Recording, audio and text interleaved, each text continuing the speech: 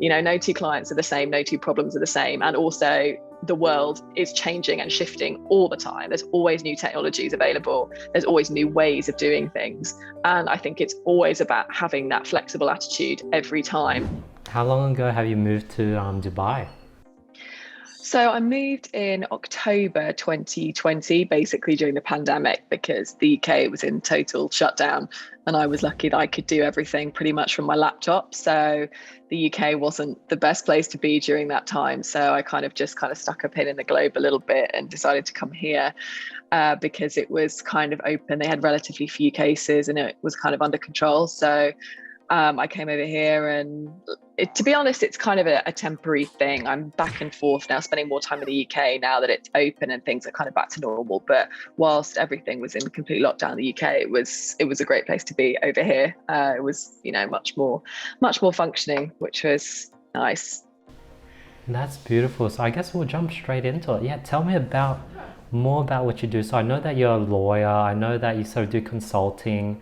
But it's pretty cool. So you do something that you can work remotely. Yeah, so kind of a long career story, I guess.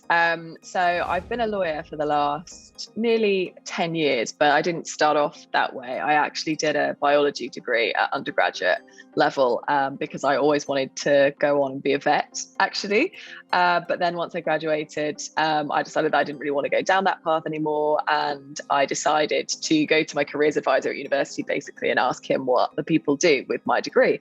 And he sort of mentioned research and teaching, neither of which appealed. And he said, actually, a lot of people with science degrees actually go on and be lawyers, which is not something I'd ever thought about, because I kind of had your typical idea of a lawyer as being a contract lawyer, somebody who works in an office surrounded by paperwork, and not really something that had appealed to me, having wanted to be a vet before, a large animal vet as well, somebody who kind of wanted to work in fields, and that really didn't sound like my idea of fun. And he said, look, you should give it a chance, because actually it's not all corporate law, it's not all contracts, it's not all boxes of files. Actually, he talked about a friend of his he was a personal injury lawyer, and he said, this actually has a lot of medicine in it. Your degree has a lot of medicine, a lot of science in it, and actually you should give it a go. So he kind of pointed me in the direction of medical and personal injury law, and also intellectual property law, which is patents, which is another area of law which has a heavy science influence, basically. And he said, look, if you're a scientist, have a look at these two areas, give it a chance.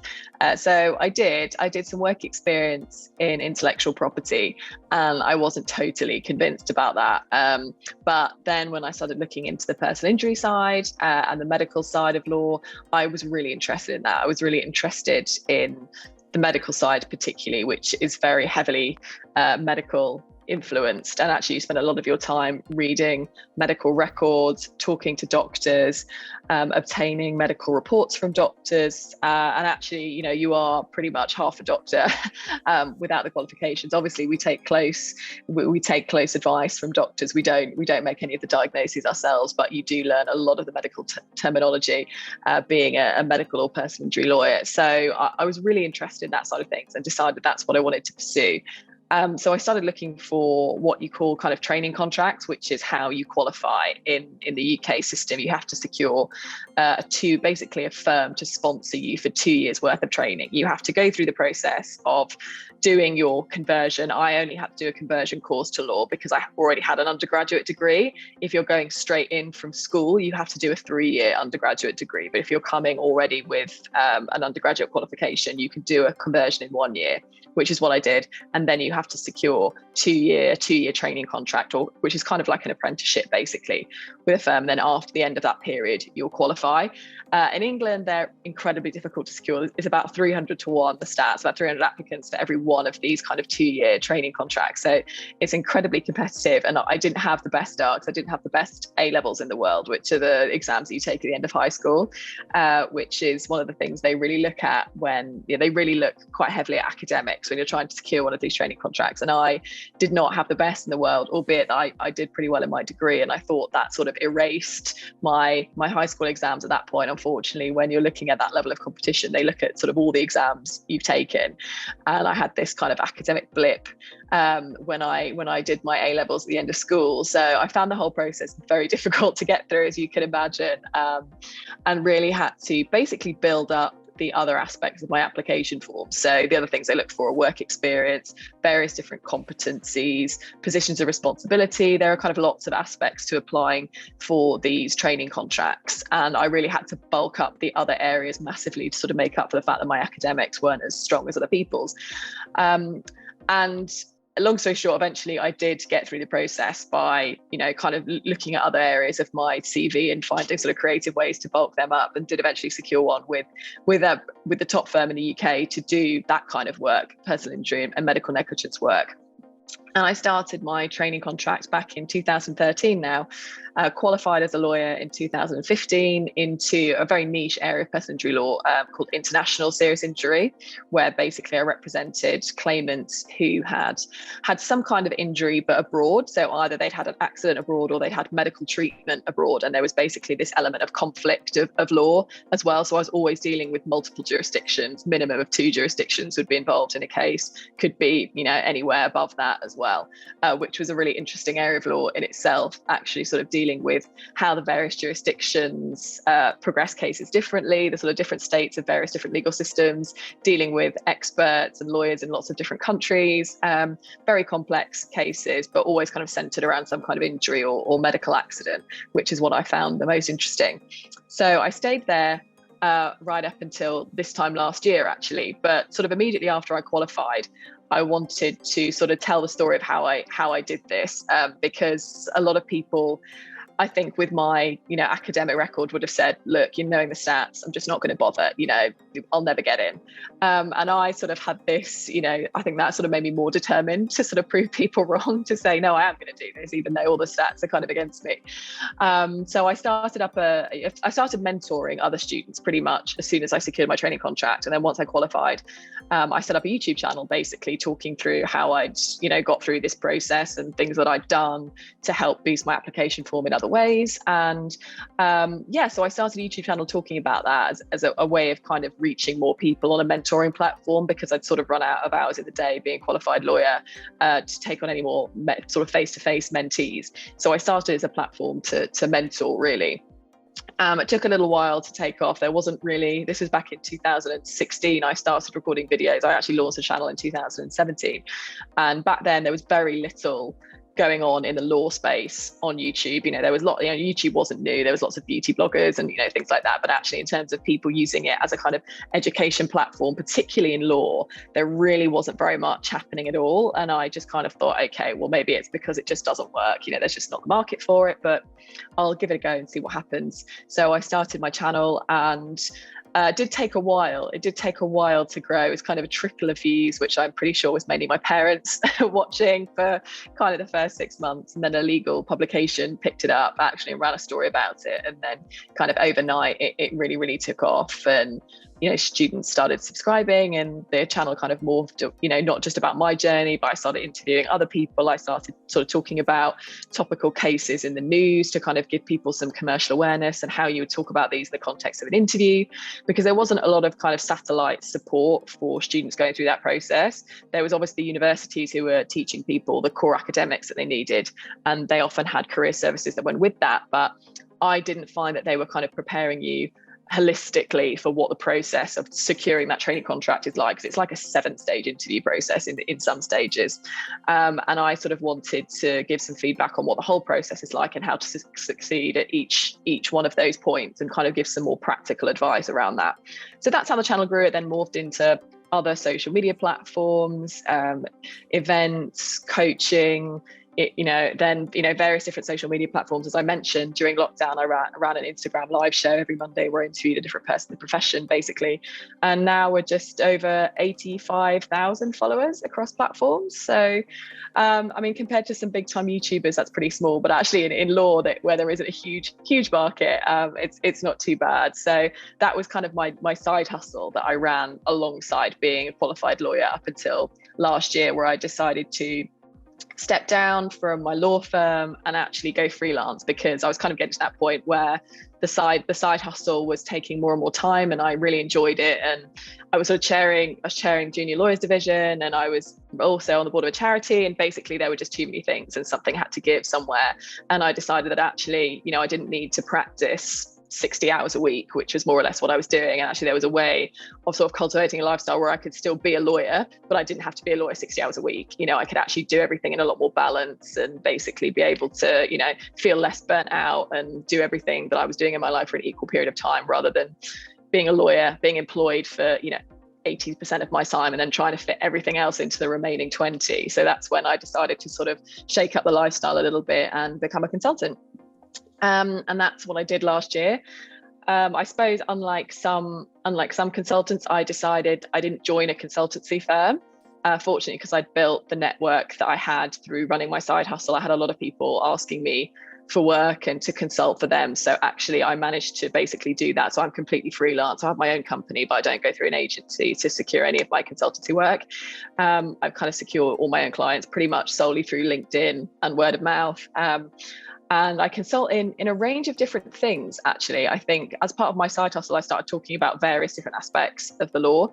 One of which I was particularly interested was kind of technology and digital, and how we're moving more towards a kind of digital first, led profession, really. So that's what I started talking about. So actually, I'm primarily consulting for a company now called the Digital Legal Exchange, which is headed up by a guy called Mark Cohen, who you might know if you kind of operate in the kind of legal market space. He edits the Forbes column, the legal Forbes column.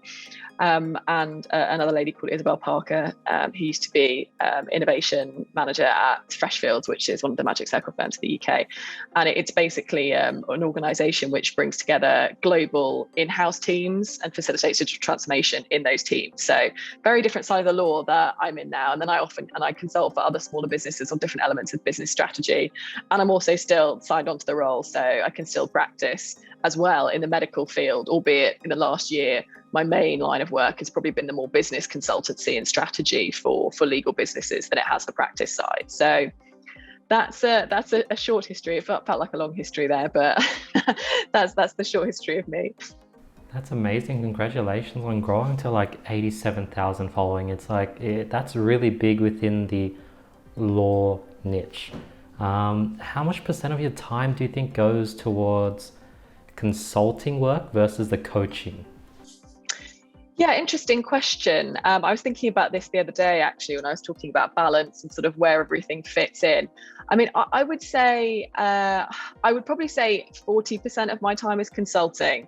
And then the other 60% of the time is a combination of my side hustle, which has become more of a main hustle, I guess, but also a combination of public speaking, content writing and creating for other businesses, which I suppose is a form of consultancy, but it's not really advising, I wouldn't say. Kind of, chairing the junior lawyers division, running events. So yeah, I would probably say 40% consultancy, 60% kind of wider community and different types of earning, I guess. I see that you're on like LinkedIn, TikTok, YouTube. Which platform do you think sort of brings in the most sort of word of mouth and sort of clients, you reckon? Yeah, another good question. I think because I have sort of various different remits that I operate in, I think for consultancy, definitely LinkedIn brings in the most consultancy work for businesses. But I would say probably TikTok and Instagram bring in more of the work for public speaking, content creation, work with universities and people who want to work with me to kind of work with students. So which you kind of would expect, really, because those are the two platforms that, businesses naturally gravitate more towards LinkedIn still, although I think we might see a shift there. And then kind of students naturally gravitate, I think, more towards TikTok, Instagram. So I suppose my two markets are kind of in those two separate domains. That's awesome. And when it comes to LinkedIn, like I've been sort of going a bit hard on LinkedIn recently. I've just been listening to Gary Vee and he's been pushing LinkedIn and I'm seeing the results. Like the organic reach is pretty crazy. But one thing I've always wondered, like how do people sort of get clients from LinkedIn? Because like I'm creating posts, like you always get a bunch of the spammy messages from those people connecting with those automated messages, and then people filter through all their inbox. How do you properly sort of get clients from LinkedIn? I think it depends on the area that you're operating in, how you secure clients. I think talking largely about what you do really helps, making insightful commentary on either, if you're a lawyer, you can talk about, if you're an employment lawyer, for example, talking a lot about other employment law cases and giving your insight on those, talking about kind of the state of the industry. I think using clients as advocates is really helpful as well, getting your clients to talk about you on LinkedIn, or kind of featuring clients within your post, the sort of things that you're doing.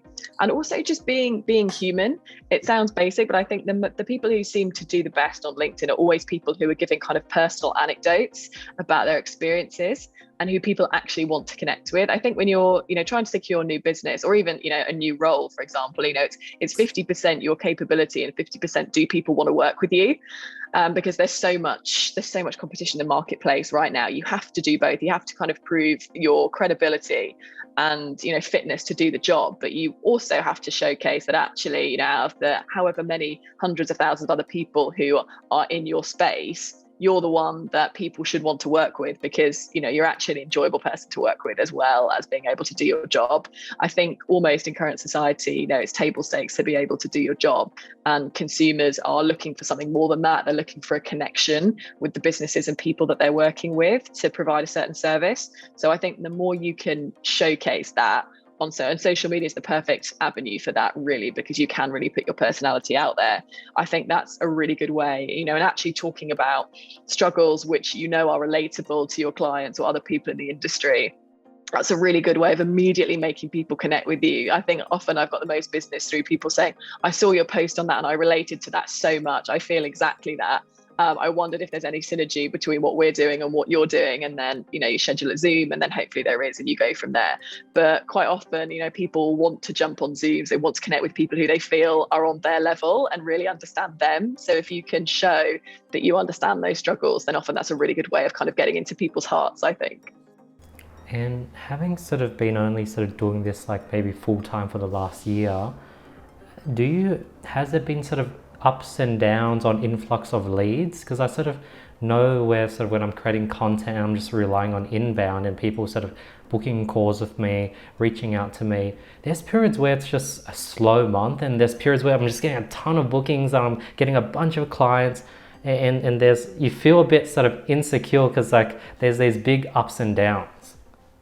Yeah, absolutely. Yeah, definitely. And you can't really predict when that's going to happen sometimes. I think sometimes if I do a big event, for example, then naturally I normally get some leads that follow off that. Or if I do a LinkedIn post, which gets lots of attention, then naturally there'll kind of be an influx after that as well. But you can't always predict, which events or which posts are going to do well. So you never really know when that influx is going to come. Inevitably, it's like buses, you get none for a long time and then suddenly you get 3 at once, and it's like, I just wish it would spread evenly, nice and evenly across the year. But it doesn't happen like that. You get hardly anything, and then suddenly you get 10 inquiries, and you have to decide whether you can, whether you have the capacity to take on all those 10. And that's kind of life as a freelancer, I think, because you have to make those decisions. When you're in a law firm, you just get allocated work, you just get told this is what you have to do, and you just have to make it work.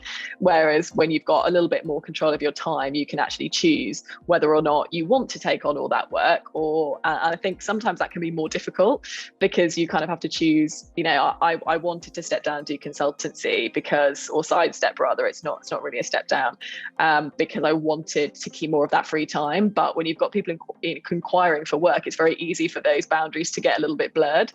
And then suddenly I'm working as many hours as I was when I was in practice. But I think when it's your choice, it's a bit different. I think, in a law firm, you feel like you don't have that choice.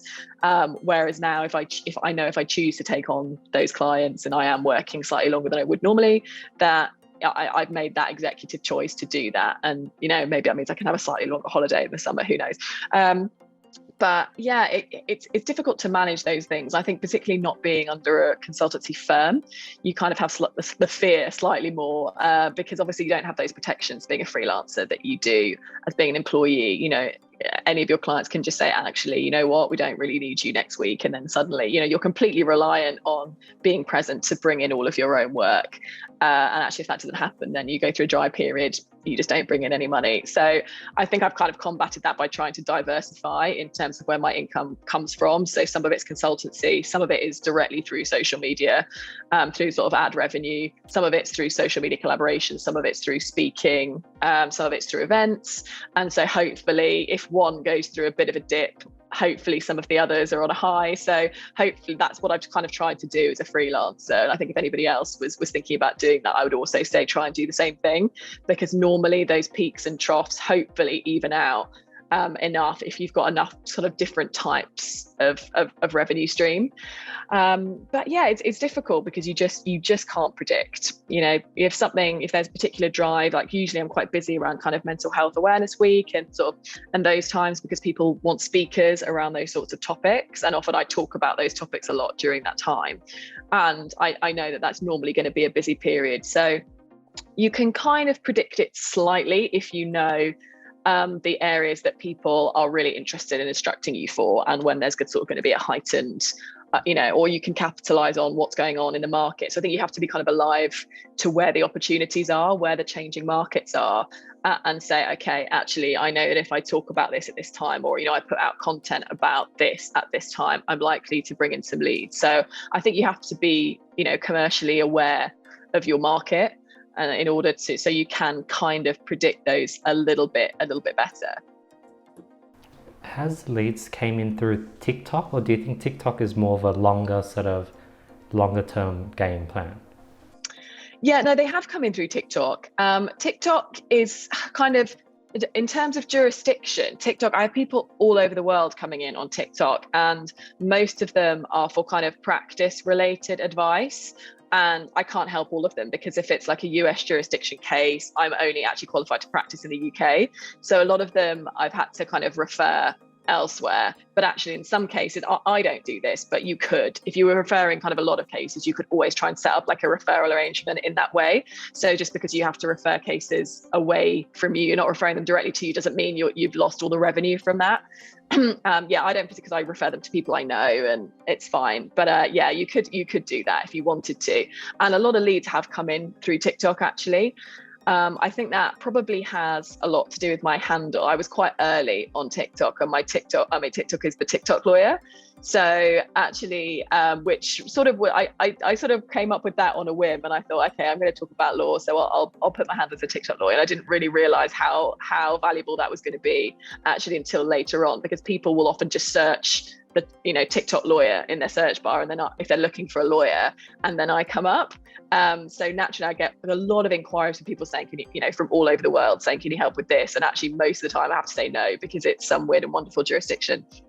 And I get tagged into a lot of things to comment on things, because again, people just search TikTok lawyer, anyone's got a legal problem, they'll just tag me into it. And again, most of it comes from the US jurisdiction, which I'm not really qualified to comment on. So I kind of have to say that and refer it on to other people. But actually, I think TikTok's a huge market. If you can really build some credibility on there, I think there's a huge amount of people, because it's not all, yes, you can say that at the moment, it's still, I think, pretty heavily dominated by the sort of junior end in terms of sort of young people, but actually young people need legal advice too, and also young people grow up and need legal advice for their businesses. So actually, building that network amongst a younger generation, albeit you might not see the kind of fruits of your labor until later, is really worthwhile doing. Even if you're not seeing the kind of immediate ROI, you will see it later. And, in some cases you do see the immediate ROI. One of your last recent posts, you were sort of commenting and reacting to like the Heard versus Depp case. And I've been seeing that on my TikTok. And do they always film and broadcast all sort of cases? Why is this one broadcasted? Did Johnny Depp say, hey, I want the world to see this? And two, are all the memes correct about how Amber Heard's lawyers are just really, really bad? And all the clips make it seem that way as well? Yeah, it's an interesting one. Again, this is proceeding in the US. The rules are slightly different over there, and I can't claim to be an expert on this. In the UK, once something goes to open court, so once it goes to a trial, it's kind of free for all, it's public forum. So you can actually go along and you can sit in the gallery. It's just a similar case going on actually at the moment in the UK, which is the Agatha Christie trial. I don't know if you've been following that. It's two footballers' wives who were having a very similar discussion about, or very similar case about defamation, which is the other one that I compared it to in the post that you were talking about yesterday. So yes, basically once things go to a trial, a courtroom is effectively an open forum, so people can come in. And I mean, I suspect in the Depp v. Heard trial, because it was a huge trial, I suspect there was some sort of entry criteria. I'm not sure. But yeah, so it does effectively become, public at that point. So people can, take videos where all these, I don't know what the sources of all this content is, but inevitably you have to take a little bit with a pinch of salt, because they will take odd comments out of context. Unless you kind of watch the whole thing, it's very difficult to know what's really gone on in that scenario. I mean, if you've ever watched kind of any kind of reality TV, they kind of slice up the comments to make it look like someone's reacted a certain way or said a certain thing.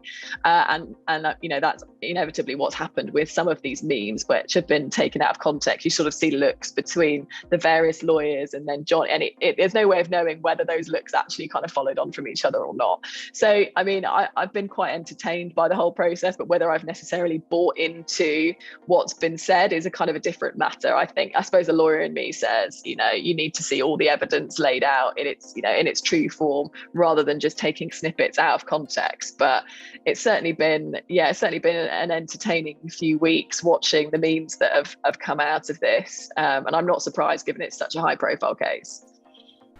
Earlier you're talking about how you sort of do like Instagram posts and events. What are these sort of like Zoom events? How do these events work? Tell me about these events. Yeah, so a combination of both. I started pre-pandemic, which meant they were largely taking place in person. I think I did a couple of webinars, but actually, I mean, it's hard to remember now, live pre-pandemic, but I'm pretty sure I didn't really jump on the sort of online Zoom bandwagon heavily until the pandemic occurred. So the events that I was running were largely in-person events, actually. So I ran events through my own company, which I'd set up, but I also chaired the junior lawyers division, with the branch, which was actually in Birmingham, UK, which is where I was based. So I also ran events, physical events through the junior lawyers division as well. And then we moved obviously into the pandemic, and then I shifted everything online pretty much. As I mentioned, I did these kind of weekly Instagram lives on Monday evenings, which went down pretty well, because most people were sat at home doing nothing on a Monday. And actually that was back in the day where, being online and doing these Instagram lives was relatively new and exciting, a way of kind of contacting people and connecting with people when you couldn't do that physically. So that was a really interesting kind of period. And I got to interview loads of different people, because people who you would normally be able to speak to suddenly had free evenings. So they were actually kind of more open to doing things. So I was able to kind of capitalize on that and speak to some really, really interesting people week in, week out, which was great. And I kind of split it into series. So we'd have a theme, for 4 or 5 weeks, I'd interview people in a certain area of the law. And then, I'd switch themes. So we've done a number of different series. I'm running one still currently, actually, and that's on kind of consultants, different kinds of consultants, because since I've moved into this remit, people have had lots of questions about consultancy generally, and I'm certainly not qualified to comment on all of them. So it's better to have somebody come in and talk about their experience. I don't want people to just hear from me, because it's not representative of the whole market. Interesting. And do you sort of record all these shows and put them on YouTube, or are they just live? And is it mainly guest-based only? Yeah, so it is almost exclusively guest-based. I mean, I use my Instagram stories to jump on kind of, every so often. And, my stories are pretty active most days. But in terms of the Instagram lives, I generally have almost exclusively have had someone who I've been interviewing. And then they introduced a feature relatively quickly on Instagram where you could automatically upload the Instagram live to your Instagram TV. So they didn't do that straight away, and I had to screen record them and then upload them separately, which sounds incredibly dated now, but this was only kind of at the beginning of 2020, really, that they still hadn't introduced that feature. So basically a combination of ones that I've screen recorded and uploaded, and then ones that have automatically uploaded. There were some times where I was interviewing people who weren't on Instagram, so I did them on Zoom, but then I would just record those and upload them either onto YouTube or onto Instagram TV. Is it still possible to like grow on Instagram? Because I know like I've been on TikTok, and TikTok, it's crazy how much organic reach you can get, same as LinkedIn. But Instagram seems to be like, only like 10% of your followers will see it, and then it's maybe if you're doing a lot of reels that helps, but is it possible to still grow on Instagram? Instagram is one of the toughest and one of the most kind of frustrating platforms, actually, out of all of them. It's probably my least favorite platform in terms of kind of actually seeing the fruits of your labor, which I think for creators is important. It's important that if you make a good piece of content and you put time into it and it's a good piece of content, it's important that content kind of gets the reach it deserves. And I think with Instagram, it's very frustrating at the moment because you're looking at the reach it's getting and it's only showing it to, 1,500 accounts or something like that, when, my following is significantly bigger than that. It's frustrating. It's one thing if it shows it to everyone and people don't like it, fine. That's the whole point of content creation. It's supposed to be kind of audience focused. So if people see it and don't like it, I have no issue with that. But when people aren't seeing it, it's frustrating when you put kind of time and effort into it. And I think the algorithm keeps changing. It's very difficult to keep track of. And you're right, every time Instagram introduces a new feature, it prioritizes content which is using that feature. So at the moment, it's really prioritizing Reels. So if you're posting Reels every day, then there's a good chance that you'll grow. But that's not the kind of content everybody wants to produce, and it's time consuming. And it's not everybody, even me now with more free time, do I have time to produce a reel every single day? Especially when I'm producing reels producing TikTok content, and it's not always kind of directly transferable. There are slight differences between the content that does well as a reel and the content that does well as a TikTok video. So it's not as easy as just copy paste onto Instagram. So it's a difficult one. I would say for a while, what I did largely in terms of increasing my Instagram following was actually to direct to Instagram from other platforms where I was getting a bigger reach. So I'd advertise my Instagram live shows on LinkedIn, on TikTok, on Twitter, and actually direct people that way. And actually that's how I was getting the majority of my followers, was directing people from other platforms where I was getting bigger exposure. And actually I found that a lot more fruitful actually than trying to generate organic followers by posting on Instagram, because it's so difficult at the moment. Again, I don't post a lot of reels on there. Maybe if I did, I would see kind of a better reach at the moment. But at the moment, I prefer to direct people there from other platforms and just not have to deal with the stress of kind of looking at the figures on Instagram. And I will still put things on Instagram, but I'm less bothered about, just have to kind of, put it to one side, how much reach it's going to get, not invest too heavily in numbers of followers and number of views that the post is getting, and just focus on other platforms, which I think are much better at achieving the organic reach. So you've been pretty ahead of the curve, Chrissie. What do you recommend people to jump on now? What are you currently doubling down on as of this moment? So a few different things, really. I mean, I think if you're in the law space, then I think you definitely need to be looking, at the kind of digital space, really, and how we're moving into that. I suppose I've been doing that for a couple of years now, and now I'm moving slightly into the next space, which is going to be how the metaverse will impact the legal profession and what the kind of potential applications of that are. So that's sort of where I'm at the moment, is kind of exploring those possibilities. But I think I think we're probably a little way off that being, normal day to day in the legal profession. I think we're a little way off that, but I think we could get there.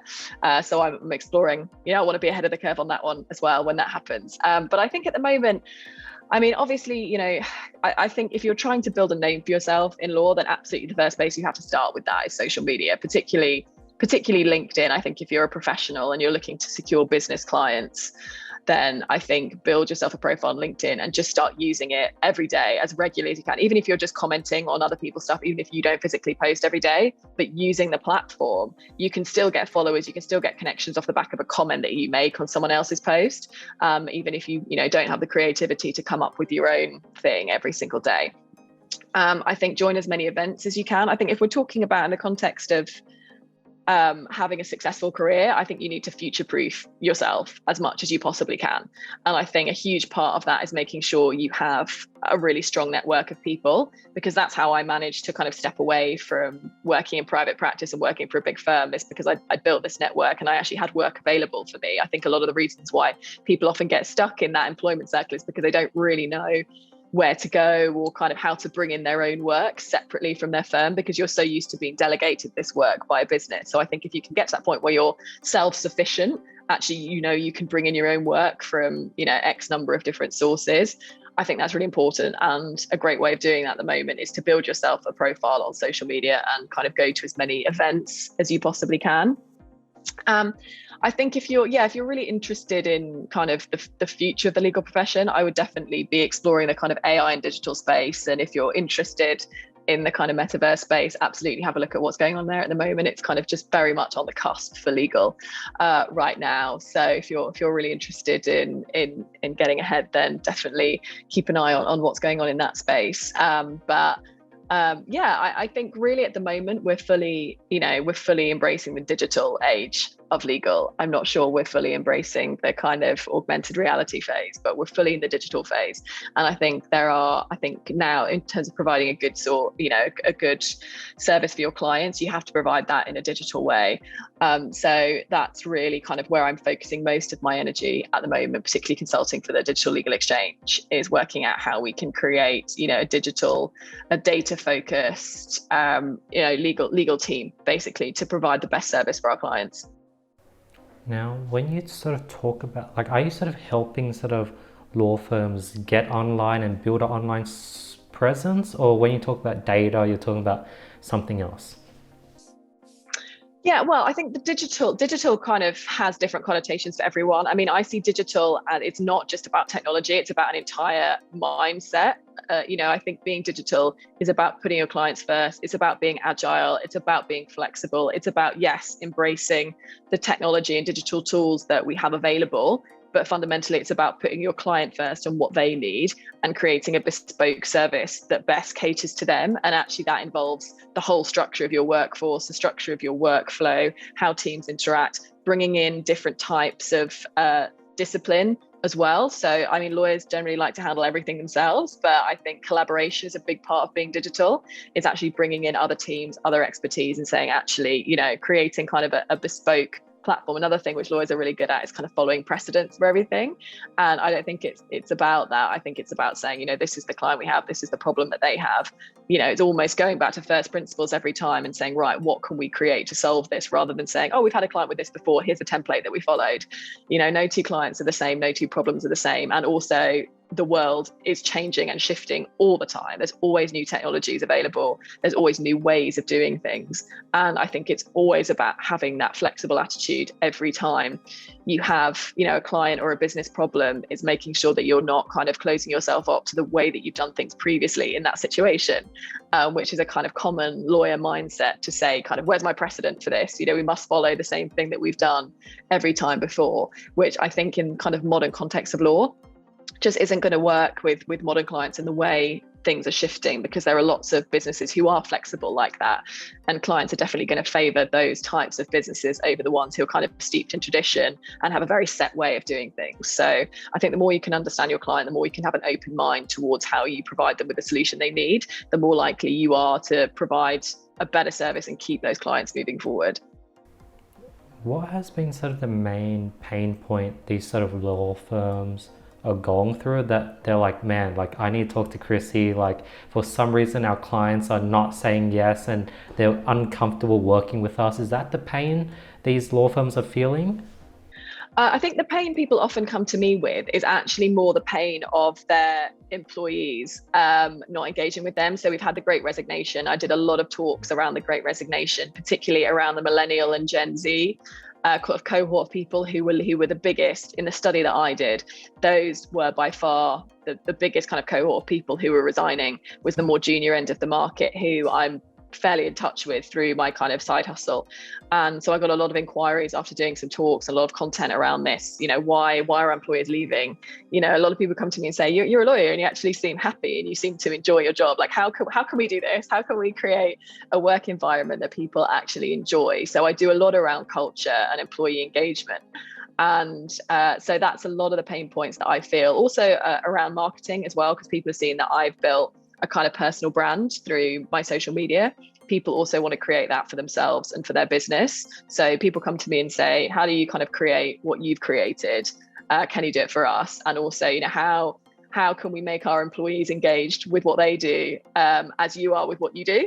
So sometimes it's just kind of putting yourself out there and people see something that they like and go, we want that, so we want you because we want what you display and what you stand for. And sometimes people come to me and they don't. I had a client the other day, he didn't really know what he wanted. He said, I've watched all your content and, I really like your energy and I really want you to be a part of what I'm building. It was a startup. And he was kind of like, what could we do? He didn't even really know what he wanted from me. He just wanted me to be a part of his startup.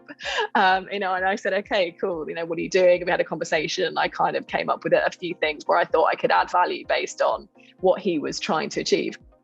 So sometimes, this is kind of the beauty of social media. Sometimes I've commented on something, and someone said, oh, can you consult on that? And I thought, well, I'd never thought about consulting on that. It was just an interesting news story. So sometimes things can evolve out of something that you didn't even kind of mean for it to evolve out of. So I think the more you put yourself out there, particularly as a consultant, like when you've got a lot more freedom over what you do, actually it helps to kind of diversify and talk about different things because you never know what's going to lead to something else. You can't do that so much as an employee. You're kind of stuck in your remit of what your business will allow you to do. But as a consultant, kind of, the sky's the limit, really. So you can really kind of branch off and talk about things that you're really passionate about and, get involved with clients and projects that you really love. When you're also talking about like the metaverse and like that whole AI space, does that have anything to do with like deep fakes and how like people can now like put like a deep fake of Barack Obama saying something that he did not say?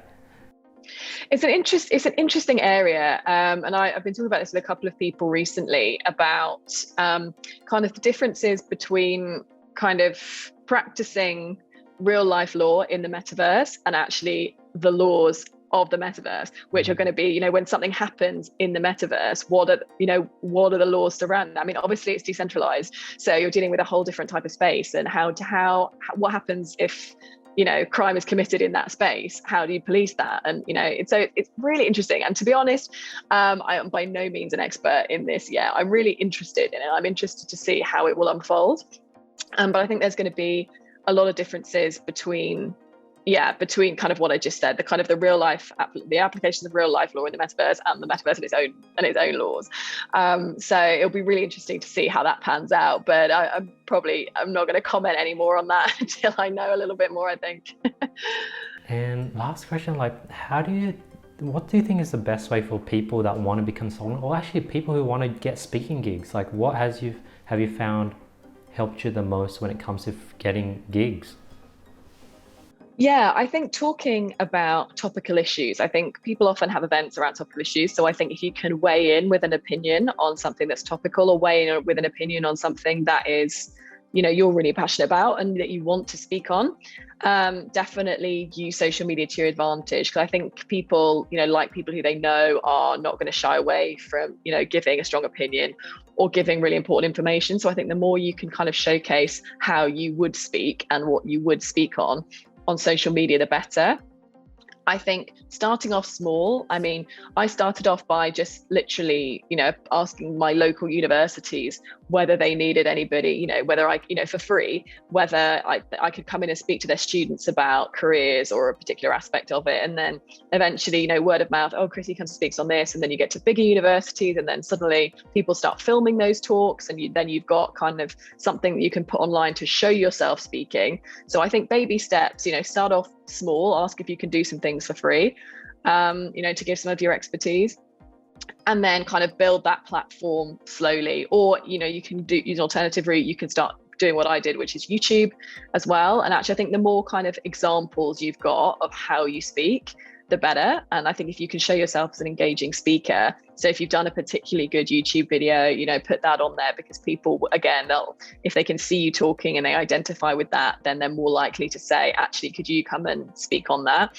I had a client the other day who asked me to come in and do training, and he'd been through my whole YouTube channel and actually said, right, I've picked out these 5 videos, which I really liked. I'd like you to come and speak on these 5 topics to my firm or business, which is not something I ever imagined when I created those videos, 3-4 years ago now. But actually put as much online as you possibly can. I mean, online is an absolute gold mine, and you never know when something's going to get stumbled upon or discovered. And there's so many different ways of doing that. You don't have to use YouTube. You can use Instagram stories or Reels or, TikTok, or you don't have to do video if you don't want to. I mean, there are other ways. I think if you're a speaker, it helps to have as much video content as you can. But you can also do it through LinkedIn, through talking about the topics that you want to speak on. But definitely start small. I think there's always a tendency with everyone to kind of want to hit the big time immediately. And actually, you do kind of have to put in the groundwork. And often that's what leads to the bigger opportunities, rather than just trying to kind of break in at the top end. With so many different things, from like speaking gigs to like consulting on a wide range of different topics, how do you come up with sort of consulting packages? Do you sort of just come up with it on your mind? Is it time-based? Do you take a day off and be like, hey, let me get back to you? What's the best way? Yeah, still a work in progress, in all honesty. I'm still pretty new to this, having been doing it for kind of just under a year, actually. So I'm still getting people come to me with things, but I have no idea how to price up or how to cost. So it is a little bit, I don't have, a set packages and say you have to fit into this bracket. As I said, I had someone come the other day who didn't really know what he wanted. And I had to sort of come up with things based on really where I thought I could add value, rather than just a package that I had. It's not a one size fits all approach. And I don't try and palm people off with, this is what I do and you have to accept this package.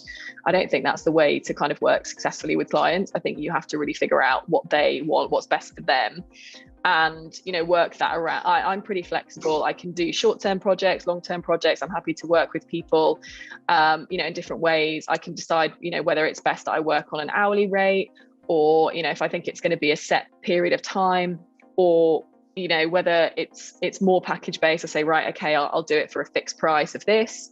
If it's something like, some people have wanted help with their website, for example, and I can say I can do X, Y, and Z for this price.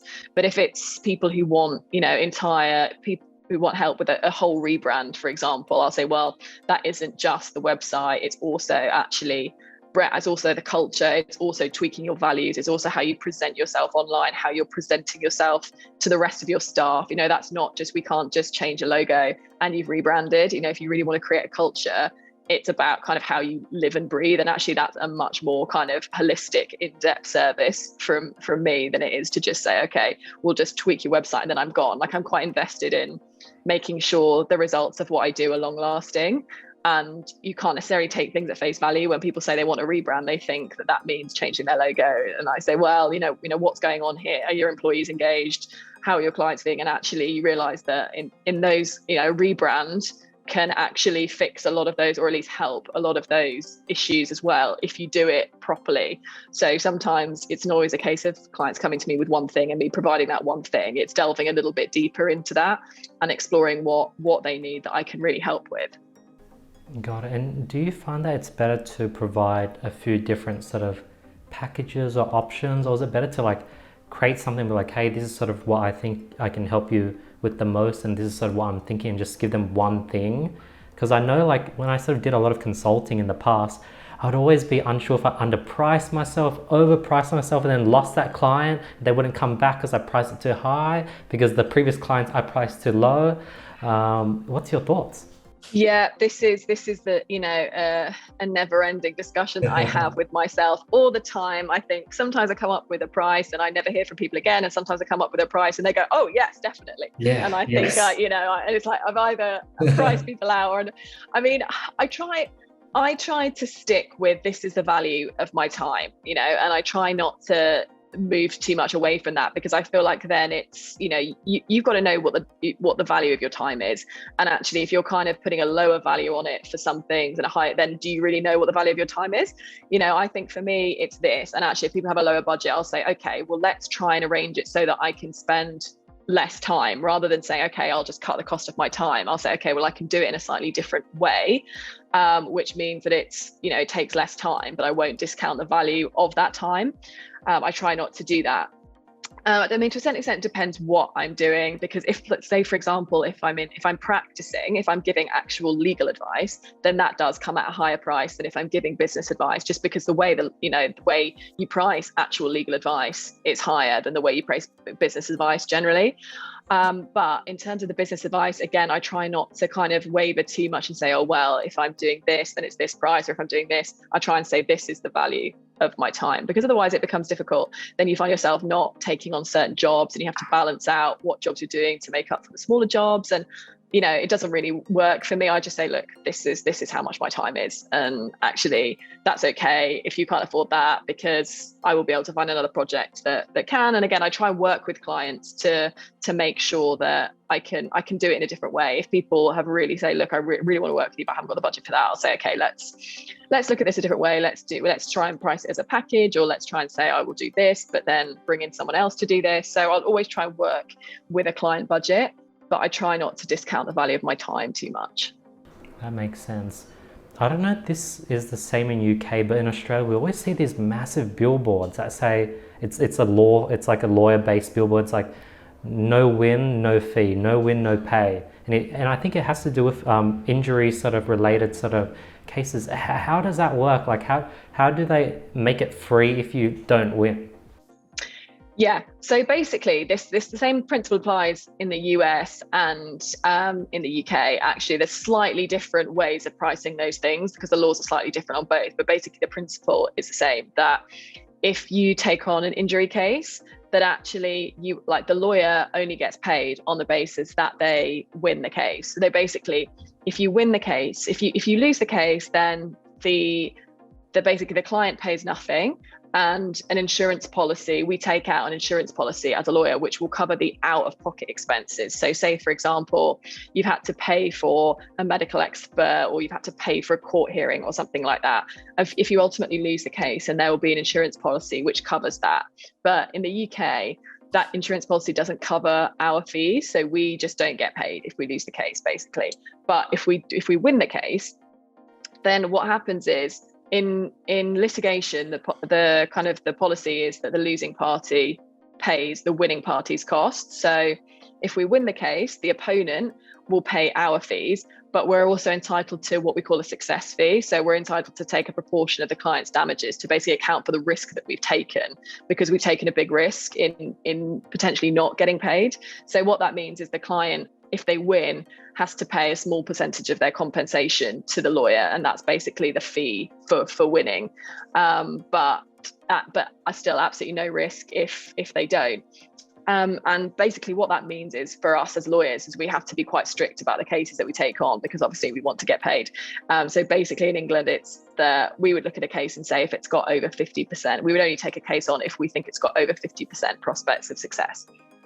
So if you had a case which didn't meet that criteria, you would basically either have to decide you weren't going to pursue the case, or you would have to pay for that case privately. You would have to kind of pay your lawyer privately, because a lot of lawyers won't take on cases unless there's more than a 50% chance they're going to get paid. Interesting. How come, like, in that situation, when you sort of work with a client, you're pretty confident that if you win, the client will sort of pay you your fee and they won't run away. But in the consulting world, like, I wouldn't have the guts to do that. I wouldn't have the guts to be like, hey, I'll work with you. If you don't get results, you don't have to pay. But if you do get results, you have to pay me, say, $10,000. Like, I'd be anxious to see if that person would actually go through on that promise. Is there a way to set it up where it's just as secure as the legal, like a no win, no pay in the court system? Yeah, so what we would do in that situation is, when the compensation gets paid, because you don't get the client won't get the compensation until right at the end of the case.